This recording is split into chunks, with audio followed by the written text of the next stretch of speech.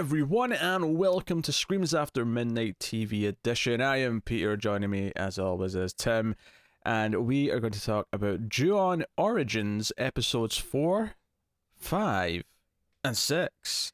I know, it's our second half of the season, and what I assume is season 1 of multiple, because full spoilers for these 3 episodes, and of course the season as a whole now.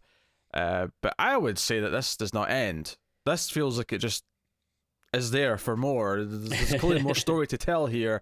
I assume they've already planned at least another batch of 6. Do you get the same impression? Well, honestly, I wasn't really thinking about that. I mean, I would totally be down for it. Because yeah, I really enjoyed these. I think I was more. I wasn't thinking about that as much because I was like more concerned with like trying to like figure everything out in my head, because it's not confusing, but it is. There's like a lot of characters and time jumps, and so like I keep trying to think like, okay, wait, so if this was that person then, and then this happened at that point, and then this is going back there, and yeah, spoiler alert, there's like some, I guess, what do those dorks say, like timey-wimey stuff whenever they want to reference these kind of things. Tell me why you mean, yes. Which, to be fair, this was something that I remember from a couple of the movies. Certainly the original Grudge, and I think that even the remake did this, where towards the end of the film, at least, there would be a kind of like an experience where a character would go through the house and sort of witness the crime or the violent event that created the curse.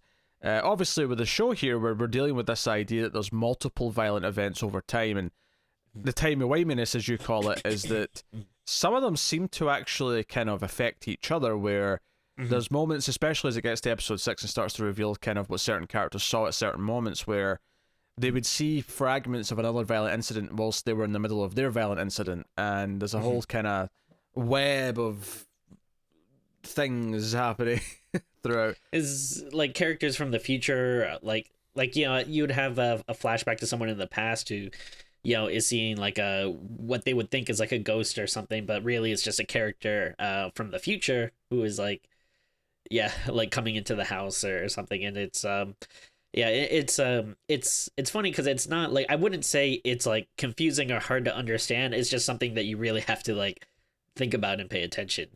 Yeah. And for the most part, it makes it really obvious what it's doing this with that super desaturated kind of high contrast, like, which was again was in the movie whenever they did this sort of flashback style. But there was some that were kind of more subtle and creepy. Like there was one where I think it's episode 5 when the paranormal investigator Yozu, he's in the house, and he's the detectives have let him in, and there's a shot of him going up the stairs, and just and it's sort of looking down the stairs at him. And just behind them, you can see 2 of the schoolgirls walking past in the background. And then you assume that's just the 2 from episode 1, when they were in the house, or maybe early episode 2, depending on your preference, or your perspective. But, so it does that kind of thing where there's like future and past seem to influence each other in the house. And it's not so much that there's time travel per se. We're not necessarily saying that, but there's definitely echoes both backwards and forwards in terms of what happened in the house. Probably one of my favorite visuals of the whole thing is the shot of because one of the things we learn in episode 4 is that Yozu, the paranormal investigator, he actually lived in the house as a young boy for a year, and his entire family died or went missing pretty soon after they were in the house. And there's a moment where he's a young boy and he's looking at the window, and there's and we see it from present day. It's actually a Kiyomi from the girl who was raped. And then her story continues and ends up married with a kid. The kid, of course, is in a catatonic state. And obviously we get to some of her story in episode 5. But later in episode 5, she's smashing to get inside the house at the window. And when we see that from the kid, Yuzu's perspective, he sees like this demonic, almost like full shadow figure with eyes. And it's really kind of like, that visual was really surreal to me. And that was kind of one of the big moments. Yeah, I absolutely love that part. I thought it was actually it's very short, but it really lingers with you, and it's like actually pretty creepy. And it's just so black and devoid of like any substance except for those eyes, which are, and the eyes are kind of like big and manic, and it's just a really freaky visual, but it's cool. Yeah, obviously probably the big standout here though this half of the season is episode 4, mainly because it goes far more wacky and grotesque to the point where my jaw was kind of like just open multiple times in the episode. It was actually something that was set up in episode 3 we never really talked about that much. I don't think we even mentioned that there was a brief introduction to a new couple who were living in the house and the fact that the wife was cheating on the husband. It was briefly set up in episode 3, but all of it really takes place in episode 4. Oh, sorry. Well, so I don't know if they actually say the names, but I mean, this is like the couple from The Grudge, right? Like Kayako and I don't know what the husband's name is, but I mean, that has to be them, I would assume. No, they never said the names. In fact, they have different names here. Oh, did they? Yeah, a couple named. It was like Kaiko Heda and Nobuhiko.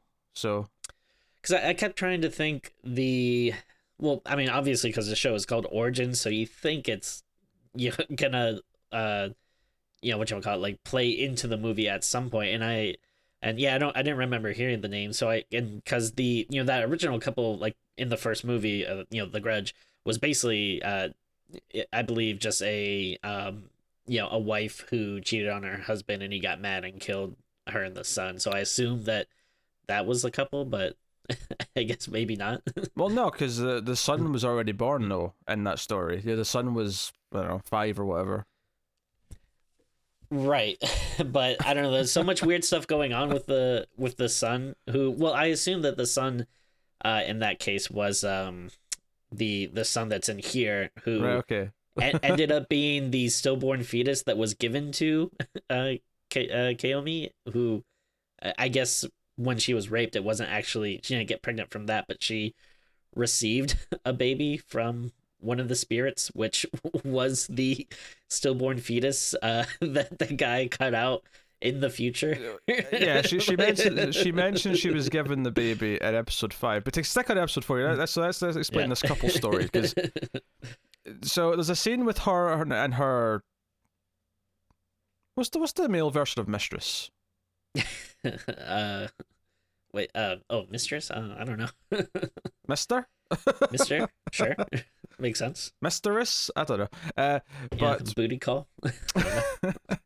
But I mean, they're talking about like naming the baby and whatnot, and then she goes home to the husband, and basically, very matter of factly, as he's sitting there having a drink with some dinner, says, "Oh, I've not been happy this entire time you've been married, and this is not your baby. It's my lover from high school who I've been in love with my entire life, and I'm leaving you. Please understand." It was basically it was like the most like, I felt bad for him because it was just so like it was both equally kind of like nonchalant and cruel at the same time. Like, and the fact that it was so nonchalant made it even crueler. Yeah, and the thing is like, I'm sure that this guy is probably an asshole. I mean, obviously, what he does next means that he's not like. Oh, he's not all there. Yeah. Yeah, that's but it. like, though. I will say this: anyone who's in this house, I do suspect that the house is adding to their psyche or something, like, because everyone in this house ends up being psychotic. But wait, is this the house though? Because after he does what he does, doesn't he go out to the friend's house, which I thought was the cursed house?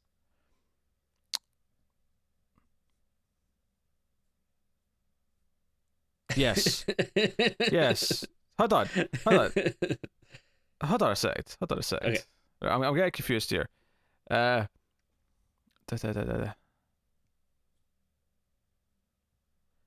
yeah, it's the guy who this is her boyfriend that lives in the house, right? Yeah, because after right, okay. he kills her, he goes to their house and yes. Okay, I was confusing myself. But essentially, though, the point I was making, like, with this scene, I feel like it also kind of hits hard because we don't know who this person is. We don't know anything about him. So he seems like a normal, okay person. He even comes home and he's, like, happy that his wife's pouring him a drink. He's like, oh, like, what's the occasion? So it's, like, it's kind of, like, tough. But, I mean, obviously what he does next makes you okay. know. I'll stick with what I was saying before, except in this case, it's not because they're in the house. It's because her fetus brought some of the curse with it, because maybe it was conceived in the house, or at the very least, it comes from the guy who's living in the house. That's my. Yeah, I mean, and I'll admit I wasn't totally clear on this either, because I think there's I forget. I think my wife had an explanation for it, but now I forgot. But I thought there was like a very specific like blood stain after he kills his wife, which he does here in their home. But I think that stain shows up in the cursed house later on. So I don't know. It's a very similar layout as well, where the table is and all that. I felt like there's a reason why I remembered this being the house, but you're right. He does go to the cursed house afterwards. Yeah. So, but I mean, I also had questions though, because I think like later on, like towards the end, they kind of start mentioning some stuff about the house, and I wasn't sure if if there's something more going on with the house. Like, is it always in the same place, or does it like I don't know? Is there some like supernatural element to it where like it travels? Because like how they said like people were having trouble finding it and stuff. I don't know if there's anything to that. I never got that impression. I'm not saying it is, but I just I was trying to think of stuff. That could be there, but to actually get to what happens here is that it becomes, he gets a little upset, as one might imagine, and it gets. What would you do if like what if we were like recording a podcast one day and I just dropped on you? I was like, I'm recording other podcasts. I never liked this podcast. I've been recording one with my friend from high school.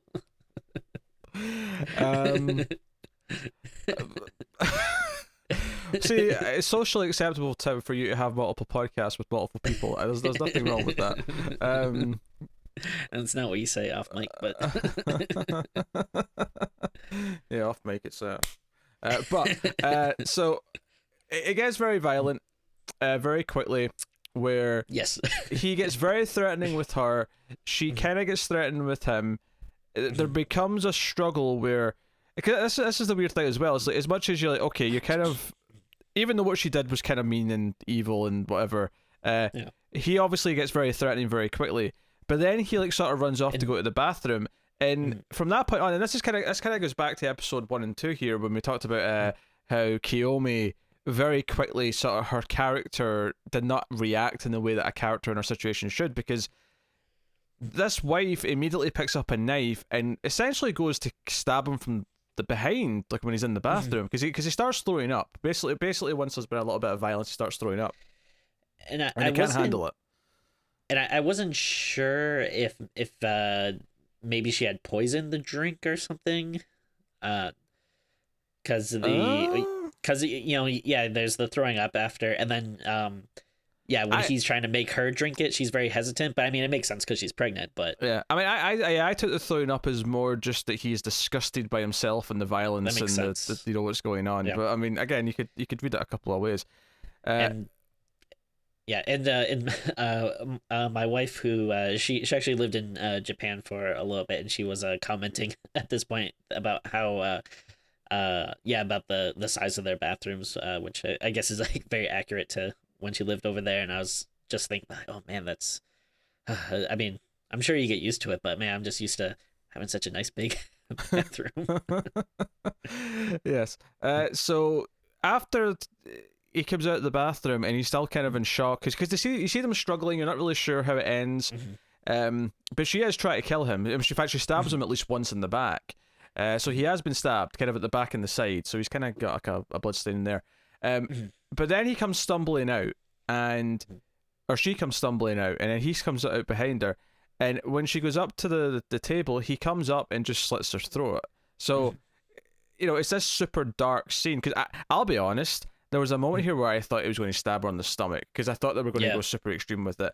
And it does go fully extreme, but just in a different way, because it's after this, of course, where he, she's lying there dead, that he sort of like realizes the baby's in there, and because she crawls all the way over to the couch before she dies. She kind of like, she leaves like a blood stain in the wall, and the blood's dripping from her throat and all the rest of it. So it's already super violent. But then he comes over and says, I have to save it. And he starts cutting into the stomach, and maybe this is just because Twitter's been doing this the last couple of days, but oh god, the cake on Twitter, I was like, oh my god, is her stomach going to cut open like cake? um, but no, like, so he slices it open and pulls out a fetus, and they've got this prop fetus that's kind of like crying and moving its mouth a little bit. Yeah.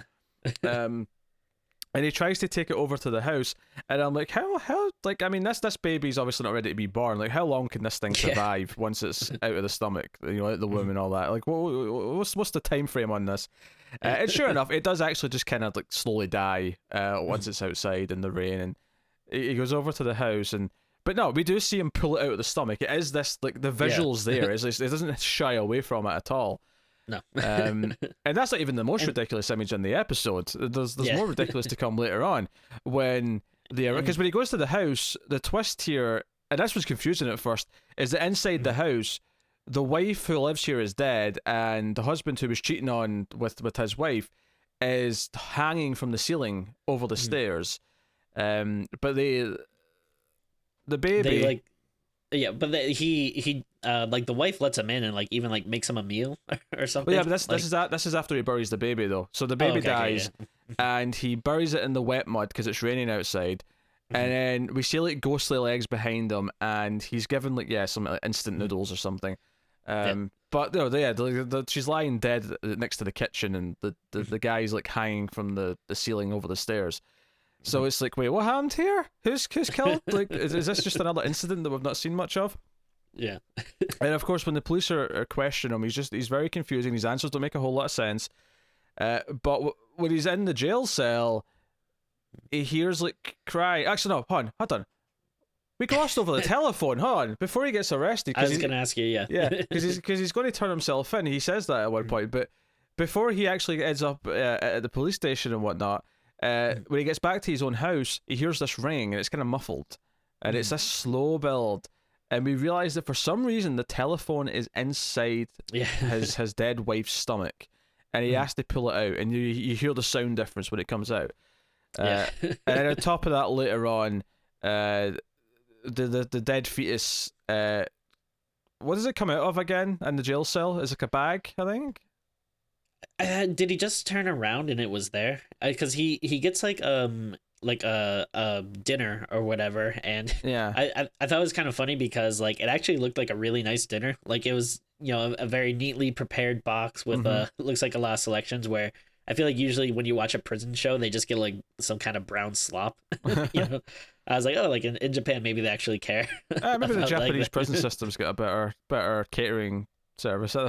Yeah, I wouldn't be surprised. I mean, America is pretty terrible, but no need to mention me in the comments.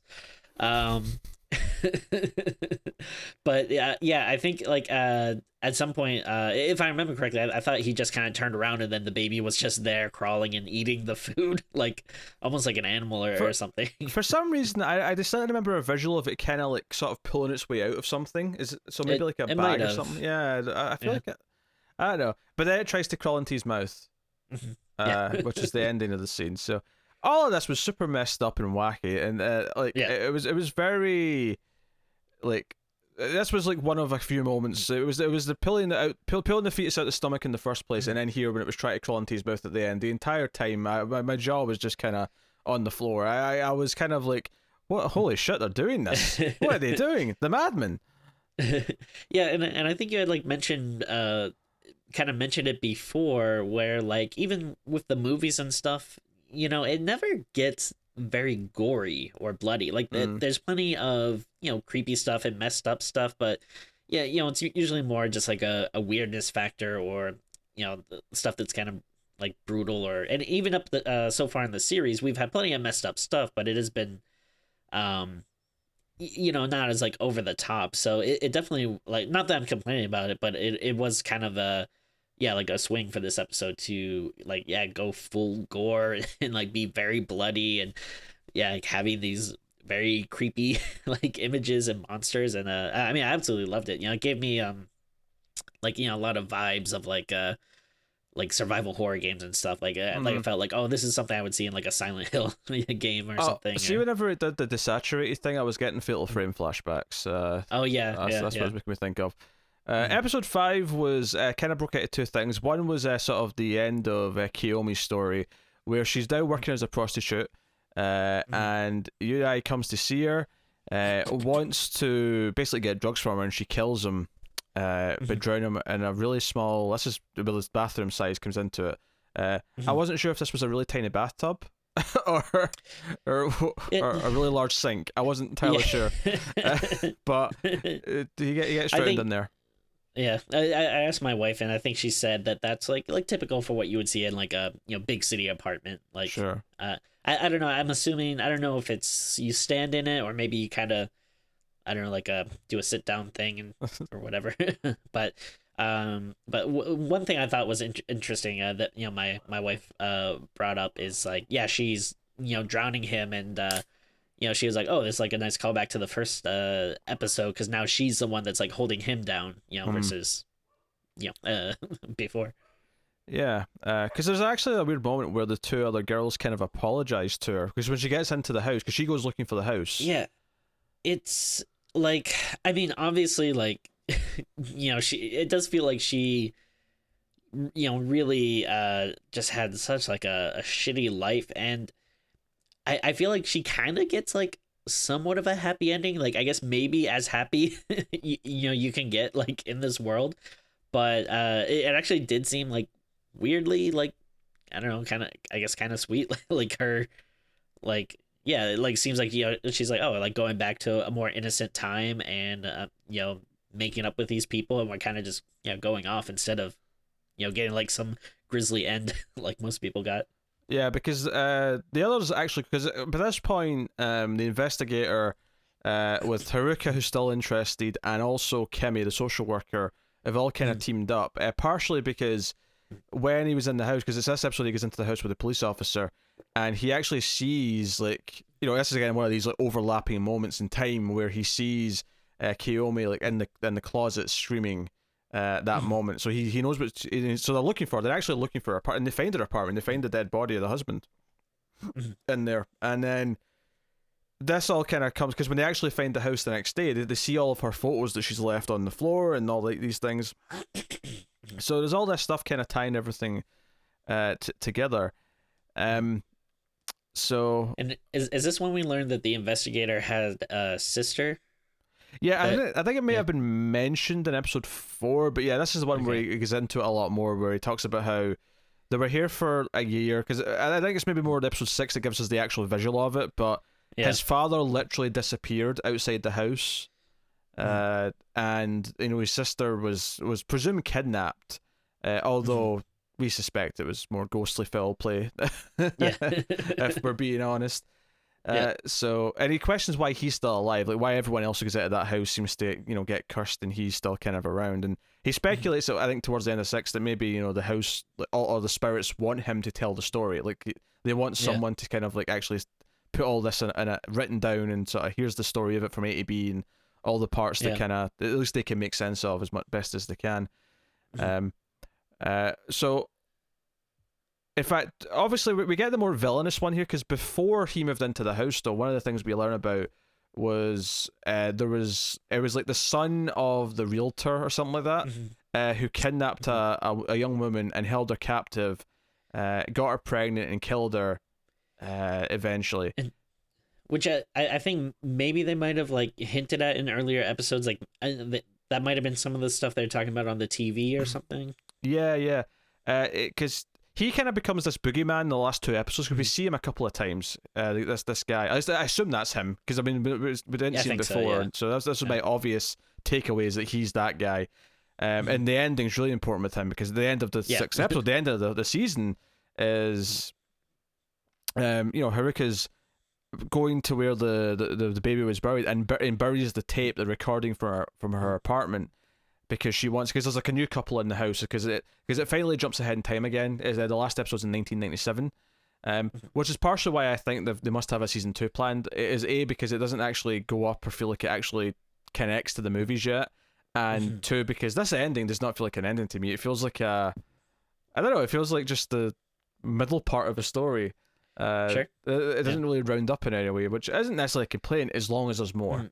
If there's never any more, then this is kind of a really weird place to end it. But like this the ghost of this guy like comes up and grabs her from behind, which maybe even implies that Haruka is actually going to be the woman who's held captive, and get pregnant, which would be really dark and like full circle in a really that disturbing way.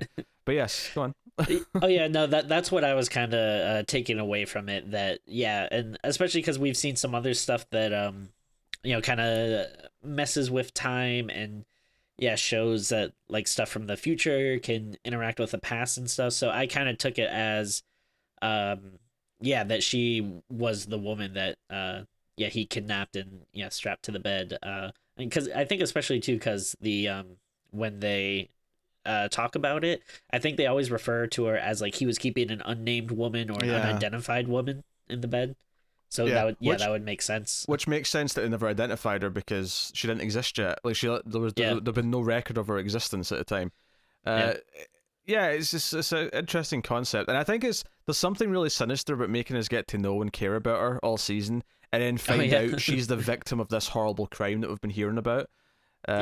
So if we do get another batch of episodes, I'm really curious as to like how much of that we see and from her perspective, and what we're going to do with that. But so because the last episode is very much this new couple's moved into the house, and the investigator comes round and sort of offers these services, but the husband gets really mad at him. But they call him, of course, the next day because that night they both see the. It was basically the incident from the previous two episodes. They see the hanging and the murder of the wife that we never saw. The one that where the husband showed up to and like like, hey, what did these people die? What did this happen? Yeah. So we kind of see more of that from their perspective, and they see it kind of clearly in full color. It's kind of like horrific. Yeah. Yeah, and I thought that was like one thing that was kind of interesting too, because in the movie, like obviously the like the biggest things are like Kayako and the the little kid. I forget his name. Which just while you reminded me of this, did you notice that as the wife was dying, the one who has a telephone inside her, the noise she makes just before she dies is very it's just sort of like that noise is kind of coming in spurts as she's dying. That really stuck out to me. I'll have to go back. I don't think I might have noticed it, but I don't know if it was like it jumped out at me right away. But like in the movie though, they do appear very like ghost like they are like very white and pale, and when you see the ghosts in here, they just look like normal people. Like you would almost mistake them for like living people. Like I think maybe some of the people have done that. But yeah, like it's except for like obviously with stuff like the that future scene where the where she's like all silhouetted and stuff, like there's things like that, but most of the time the ghosts just look like normal people. I think there was one, I think it was a seance back in like episode 2 or 3 where the hand was kind of white looking. Oh yeah. And the woman in white who's kind of this woman that keeps appearing in the attic, which I'm going to go out and assume that Haruko becomes her. I could see her being the one who was tied to the bed and like was kept there decades ago. That would make sense. Yeah. Because I was wondering who that was. Yeah. So which there's another seance here because it's Tetsuo's mother's here and she wants to do a seance in the attic, and she ends up encountering the woman in white, the ghost in white, which leads to her screaming. I was gonna say we never find out what happens to her. Like I guess we just assume that she dies, but it's never really like very clearly stated. No.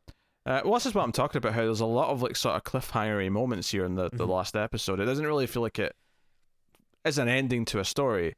And what's also weird too is, did you notice like this the last episode was like significantly shorter than the other ones? Like I think almost every episode had been about 30 minutes, and this one was like 23 minutes or so. I didn't notice, but I mean, sounds reasonable enough. Yeah, like the only reason I noticed is because like whenever it would like autoplay. I because watched all these in a row, so like when it would autoplay the next episode, like it always starts off with like the whatever progress bar at the bottom, and then I think most of them had been like about 30 minutes, 31 minutes, and then like when I got to the last one, I was like 23. Like what the hell? Yeah. The other thing I mentioned here is that the kid does wake up, the one who's comatose, Kiyomi's kid. is something with a T, like Toshiki. Toshiki. That's it. Yeah. But and so yeah, and I don't know. I was see, I kept thinking that he was gonna end up being the kid from the Grudge movie somehow, but I don't know. Now I'm guessing that yeah, I guess we haven't really seen how it connects to that first movie yet, if we are going to. That said, yeah, the baby that was given to her though might be the one that came from, rather than being the fetus.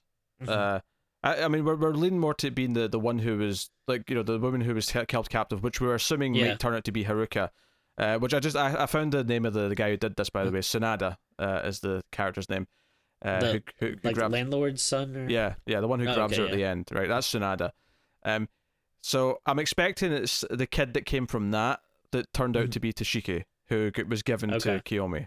Just because Yes, the yeah. fetus, I mean, the fetus is pretty dead. I mean, admittedly, we're dealing in the Ju-on franchise here, so it's always possible that there's some supernatural shenanigans afoot.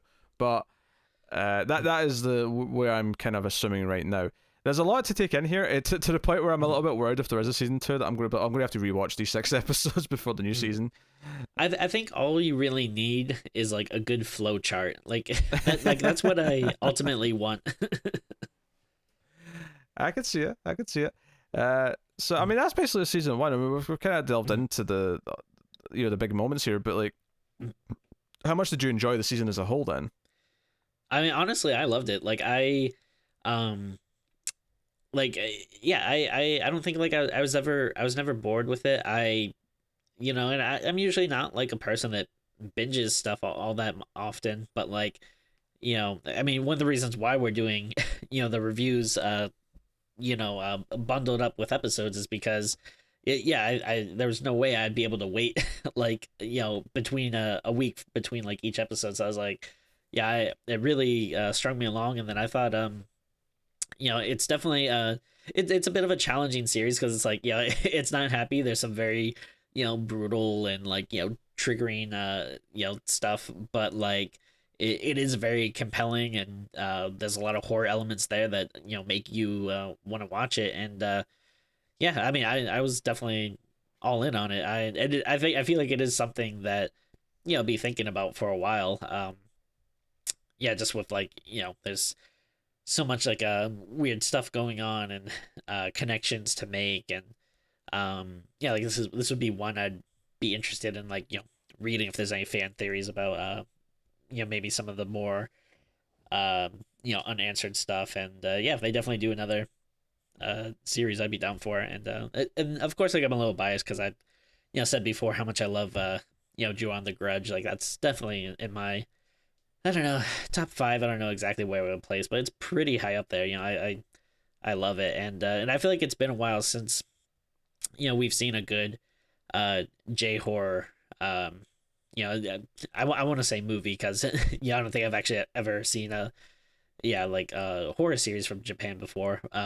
But yeah, I mean, it basically felt like a movie, and it kind of felt like going back to like the early 2000s when we started getting like all this stuff like Ju-on and Ringu, and it was all It so good definitely and new. it definitely felt like it was in the tone of that early J horror stuff. That's definitely what I felt as I was watching. It was probably what I liked most about it, was just the feeling it gave me. For the most Yeah. part, it felt true to that atmosphere. It had a couple of big moments. Episode 4 is definitely a standout for like the absurdity stuff. I like it playing with the time. I have no idea how it really ties into the plot of Ju-on the Grudge at all. But again, I'm saying this, I have never seen Ju-on the Curse 1 or 2, which do take place. That's true. Which did come out before Ju-on the Grudge and whatever came after that. So it's entirely possible to tie into Ju-on the Curse far more than it'll ever do the Grudge, and I'll just not get the connections, which is fine. I'll just watch that movie at some point. We'll do it on the show. But who knows? Maybe it ties into the Ju-on game for the Wii. I mean, I'm going to doubt it, but you never know. It's possible. It could. So It's funny. I was just looking at the Wikipedia at like the franchise as a whole, and it's just like, yeah, I knew there's like a bunch of other movies, but I was looking at stuff. I was like, wait a minute, there was a game that came out for this, and like, that's crazy. yeah. There's a lot of stuff. This is only a TV series though. As far as as far as it says, yeah. A bunch of novels, video game, yeah, bunch of stuff. So, yeah. I would definitely. I would love it if they do more. I don't know, how they go about it, because I'm assuming this is just something they did in Japan and then Netflix just picked it up. Like they try to make it sound like a Netflix original, but I mean, I'm assuming it wasn't like Netflix's idea, or I don't know if you know anything about that, or. Well, no, but it's not uncommon for them to co-fund things, so so it might still technically be a genuine Netflix original in the sense that they funded it from the start, rather than it being created, finished, and then sold to Netflix. So it's, you know, at the very least, even if it was that case, the fact that they've got an established relationship now, they might still fund a season 2, or at least co-fund a season 2. So. It's not really worth getting into the nitty-gritty of that, to be honest. This happens all the time with foreign shows with Netflix. Oh yeah, I'm just always interested in that stuff. Like I was wondering, because it seems like a weird thing for like Netflix to be like, hey, we're bringing back Ju-on, you know, that that movie that just you know, did huge numbers at the box office earlier this year. You know, we're bringing it to Netflix. But yeah. I don't know. It's hey, I'm glad. Hey, there's weirder things that Netflix have brought back that make no sense. That's true. Like there absolutely is. This is not that even weird on the scale of Netflix bringing shit back. So would you say it's probably the best like horror TV show? Well, the standards aren't that high, to be honest. I mean, well, and I mean like a franchise like show, not like a you know, American Horror Story, but like, I don't know. I haven't seen much of them, but I would say it's probably better than like Freddy's Nightmares or the Friday 13th series. I mean, that's true. It's definitely better than the Scream series, which I watched most of season 1 of. I can tell you that. Yeah, I can tell you that. I mean, it doesn't really have much competition, but like, I mean, yeah, at least I was thinking like it's probably got to be the best. Unless there's something I'm forgetting here that is the obvious answer. Yeah, I think the big contender would probably be the Chucky series, but that's not out yet. But sure, yeah, that might come out and take the cake, as it were. But that is the first season of Ju-on Origins. I did have a question though. Mm-hmm. What was with like the guy that spontaneously combusted? Well, that's Thingy's dad. That was the one that disappeared in front of the house. Yeah. Okay. Yeah. But why though? I don't know. Ju-on house things. What do you want from me?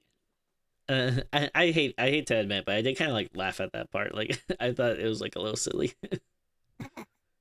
It's like I felt bad because like, you know, it's supposed to be kind of a big emotional part, but it's just like, I don't know. It seemed humorous to me. All right. To be fair, a lot of the fetus stuff in episode 4 was pretty funny, just in a really disgusting way. Oh yeah. So, you know, it is what it is. So yeah, let us know what you thought of the season in the comments. If you're expecting more, and your theories on the timey-wimey stuff and all that jazz. You can like and subscribe. Liking is really important on YouTube. It lets YouTube know that we're worth recommending out, so please do. More people will find us that way. You can support us financially over at patreon.com/MailFuzzTV for as little as $1 per month and get a bonus episode of Screams After Midnight every month, as well as other stuff. And at the $5 tier, you get to vote on an episode once a month. You get early access on the movie review episodes. So go and have a look and see if you're interested in all that stuff. But otherwise, that is us. As for me and Tim reviewing horror TV, because Tim doesn't automatically do every horror TV show in terms of genre, but something like the Chucky series, for example, will definitely be a Screams After Midnight TV team up. Whereas, I don't know, Lovecraft Country, for example, will be, you know, the usual almost cancelled crew. But that is us. So thank you once again for watching and listening. We always appreciate it. Keep watching TV, guys, and we will see you next time.